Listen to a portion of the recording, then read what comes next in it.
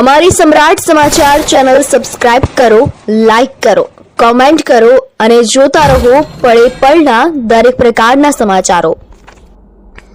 તળાજા તાલુકાના દકાના ગામે 52ની કાંટમાંથી ₹38,000નો વિદેશી દારૂ ઝડપાયો।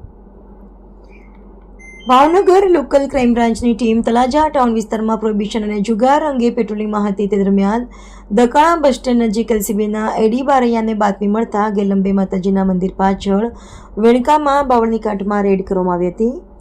પોલીસે બાતમીના આધારે સ્થળ પર તપાસ કરતા કોઈ વ્યક્તિ હાજર મળી આવ્યો ન હતો।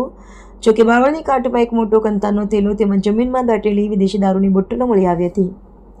તપાસ દરમિયાન ગ્લોબલ સ્પિરિટ ગ્રીન પ્રીમિયમ વિસ્કીની 180 mlની કુલ 274 bottle, royal challenge premium deluxe વિસ્કીની 71 બોટલ તથા મેજિક મોમેન્ટ્સની 3 બોટલ મળી આવી હતી।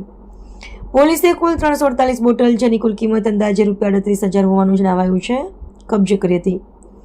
પોલીસના જણાવ્યા મુજબ આ દારૂનો જથ્થો દકાના ગામના પુનાભાઈ મેનાભાઈ મકવાણાના કબજામાં હોવાની બાતમી હતી। જો કે રેડ દરમિયાન તેઓ સ્થળ પર હાજર મળ્યા ન હતા। આ મામલે પોલીસે પ્રોહિબિશન એક્ટની કલમ મુજબ ગુનો નોંધી વધુ તપાસ હાથ ધરી છે।